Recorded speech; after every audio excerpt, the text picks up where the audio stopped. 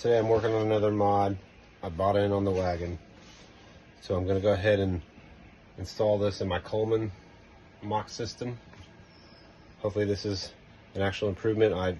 Everything I read and all the videos I saw, they look like they're improving the airflow, so that can only do one thing, is help your cooling in your vehicle, I believe. So let's see. So let's go ahead and see what's in the box, and then we'll go ahead and get it installed. Let's take a look and see what we got. All right. I'll give you some extra duct tape, which is what you want to use right at the end to seal everything up. You're going to get, of course, the main duct diverter box, kind of acts like the sealing mechanism of the whole thing. But they do have the holes for your screws you're going to find in your attic or your air conditioner plenum.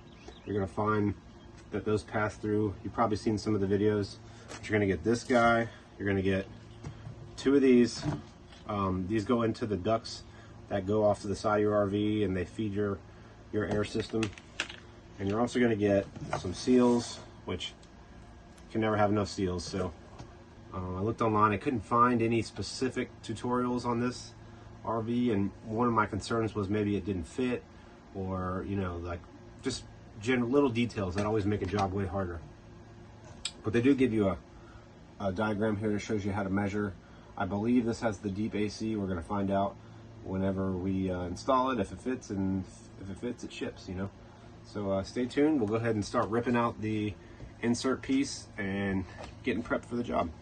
All right, so step one, what you're going to need to do is you're going to want to remove your filters, and it's going to expose the screws. So pretty easy job. Don't worry, just take it slow. You don't want to do this when it's really cold outside, because this plastic gets brittle, so I would wait until a nice day outside. All right, so now you should see there. You got 4 screws. You got one here, one here, one here, and one here. You're going to pull those out, and there's also, looks like one right here and then one right here. Pull those out. I believe that's all the screws. If not, I'll show you. So let's get to it.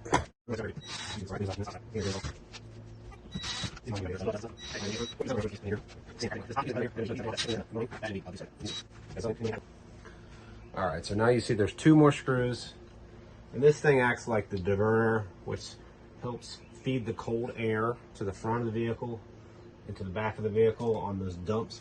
You will lose those dumps, but you're gaining the advantage of more airflow, so it should help make up for that.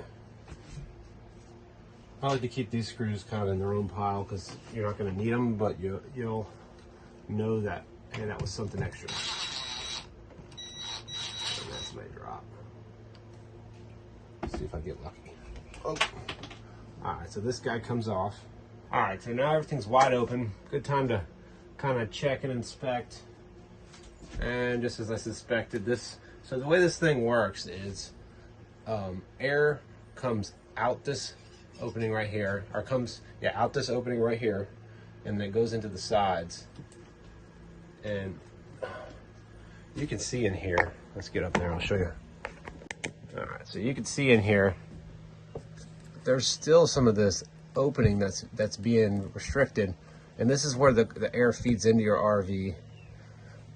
Same thing on this side, air is restricted, so you're losing out. I'll get a little camera in there. You kind of see. I always wanted to know what was in there, to be honest with you. Can't really get down the vent, but that'd be cool.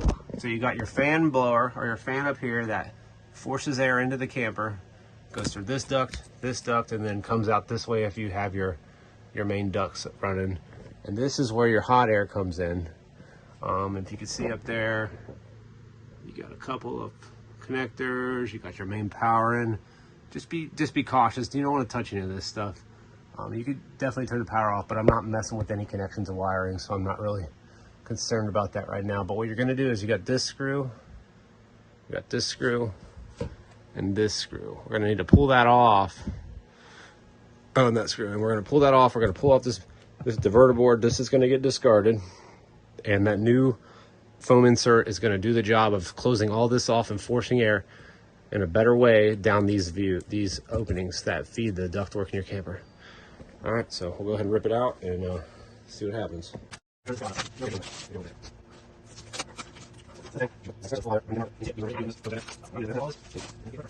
Guys, I've got all 4 of those, I don't know, 7, 8-inch long screws out of there. This thing should just come straight out, nice and slow.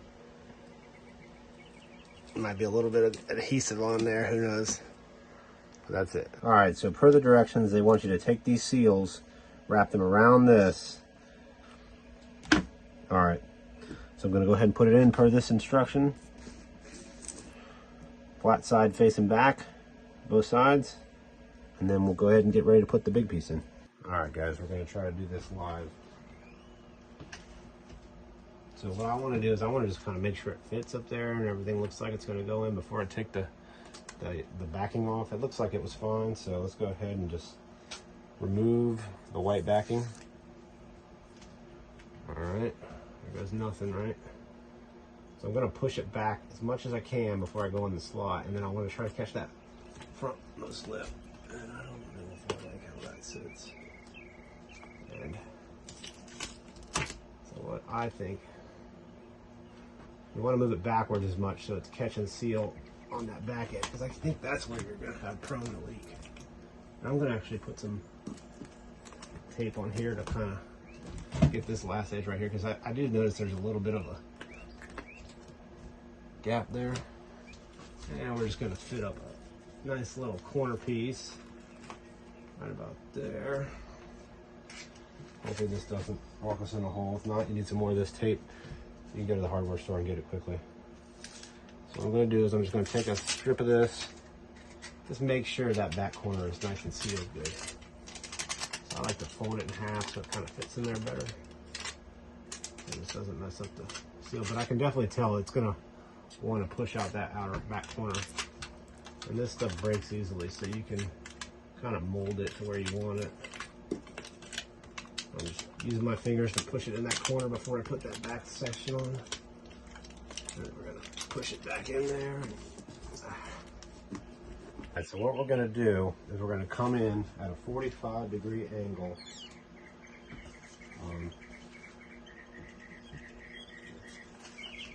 But you want to make sure this side right here faces up and it seals up with there. Not sure what's going on there. Maybe some ejection from the... Make sure you got nothing on this surface, because this is your seal surface. This one's going to be a little questionable, but it should be okay. So you're going to want to take this recess right here, faces forward, and you got your screw holes in the back.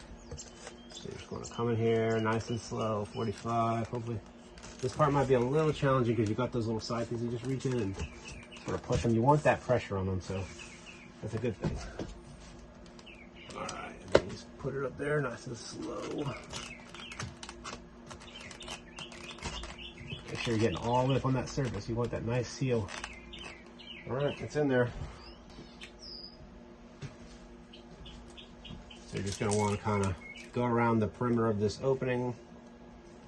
So your piece covers way out here. So what I'm planning on doing is about halfway.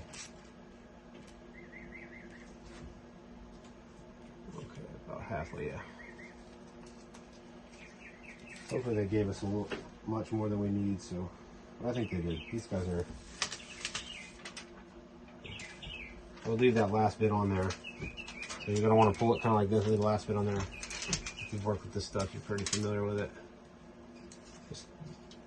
Just pay attention to where that screw hole is. And then you're going to want to push up against here. And then make sure you get a good seal on this surface right here and this here, because that's your pressure. There you go. Seal that off. Right here.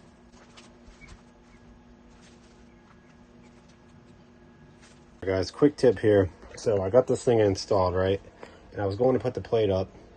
And it looks like these back holes are just a little off. So what I ended up having to do was I kind of put my flashlight up there and saw the hole. And I just pulled the bolts up and down a little bit just to kind of ream the holes a little bit more. If you could just see a line that goes kind of diagonal there. Just kind of went more in that direction. Just to kind of get it more aligned. So you want to get these kind of aligned before you put that plate on, just to avoid any cross threading. But once you get those two back ones, those are the hardest ones. The front two are like probably the easiest ones to start with, and then I would do the backs first. All right, so we're all back installed.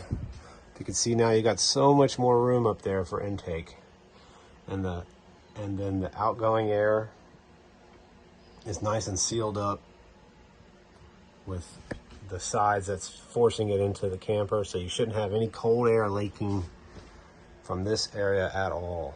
So if you do, just go ahead and take it apart, add some more tape. All you should be getting is return right here.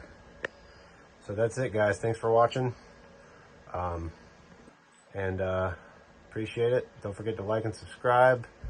I'll have to let you guys know. Let me know what you guys think about this in the comments, and if you have any of you have used it, or if you had any experiences with it, good or bad, definitely want to get some input. These guys, I believe, have a good product, and we just need to know if it's a good product or not. So hopefully this will put the proof in the pudding. Looking forward to some better cooling in the summer.